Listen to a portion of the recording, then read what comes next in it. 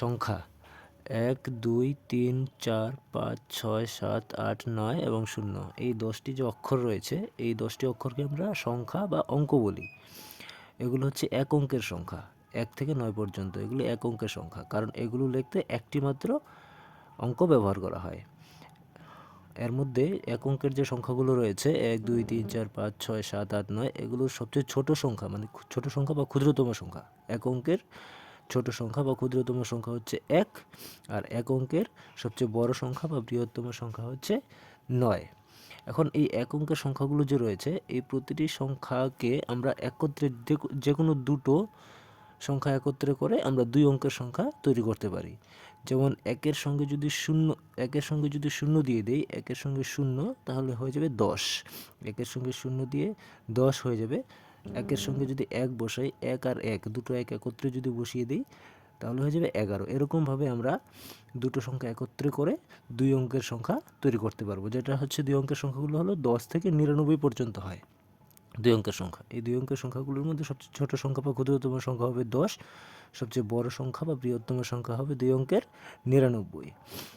এখন দুই অঙ্কের সংখ্যা ব্যবহার করার সময় একক আর দশক এই দুটি ঘরে সংখ্যাগুলো বসে।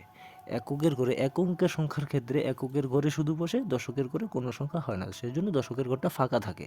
এককের ঘরে যেমন 1 থেকে 9 পর্যন্ত 1 2 3 4 5 6 7 8 9 এটা শুধু এককের ঘরে, অর্থাৎ সবচেয়ে ডান পাশে সংখ্যাগুলো বসে, আর বাঁ পাশের ঘরটি ফাঁকা থাকে, কারণ দশকের ঘরে কিছু থাকে না। তারপরে দুই অঙ্কের সংখ্যা থেকে দশকের ঘরে আর এককের ঘরে দুই ঘরেই সংখ্যাগুলো বসে। এখানে একটা জিনিস লক্ষ্য করলে দেখবে যে এখানে 1 রয়েছে দুই অঙ্কের সংখ্যা লেখার সময় 1 10 বার রয়েছে, 1 2 3 4 5 6 7 8 9 10। এটা হচ্ছে 1 10-এর ঘর। 1 10-এর ঘরে 10টা 1 থাকবে, আর তারপরে ডান পাশে 0 থেকে 9 পর্যন্ত যে এক অঙ্কের সংখ্যাগুলো ছিল এগুলো রিপিট হচ্ছে 0 1 2 3 4 5 6 7 8 9।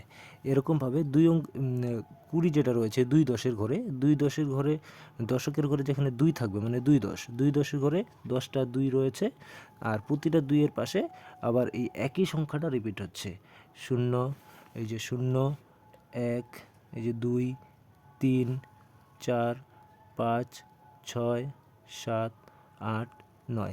ঠিক এরকমভাবে 10 থেকে আমরা 99 পর্যন্ত লিখতে পারি। 10 বার এককের ঘরে দশকের ঘরে 1 হবে 10 বার, আবার দশকের ঘরে 2 হবে 10 বার, দশকের ঘরে 3 মানে 3 10-এর ঘরে 3 দিয়ে 10টা সংখ্যা হবে, 4 10-এর ঘরে 4 দিয়ে 10টা সংখ্যা হবে, 5 10-এর ঘরে 5 দিয়ে 10টা সংখ্যা হবে, 6 দশকের ঘরে 6 দিয়ে 10টা সংখ্যা হবে, 7 10-এর ঘরে 7 দিয়ে 10টা সংখ্যা হবে, 8 10-এর ঘরে 8 দিয়ে 10টা সংখ্যা, 9 10-এর ঘরে 9 দিয়ে 10টা সংখ্যা। এই 99 পর্যন্ত, লাস্ট 9-এর সঙ্গে 9 যখন হয়ে গেল 99 পর্যন্ত, তার চেয়ে বড় আর দুই অঙ্কের সংখ্যা হবে না। এটাই সবচেয়ে বৃহত্তম দুই অঙ্কের সংখ্যা 99। এটা হচ্ছে সবচেয়ে বৃহত্তম দুই অঙ্কের সংখ্যা, আর 10 হচ্ছে সবচেয়ে ক্ষুদ্রতম দুই অঙ্কের সংখ্যা। এরপরে যদি আমরা তিনটা সংখ্যা একত্রে করে তিনটা অঙ্ক একত্র করে সংখ্যা লেখা যায়, আবার 4টা সংখ্যা একত্রে করে সংখ্যা লেখা যায়, আরও অনেক বড় বড় সংখ্যা লেখা যায়। ঠিক আছে, তো এতটুকু আমরা আপাতত আজকে শিখলাম, পরে আরও অন্য কিছু পরের ভিডিওতে শিখব।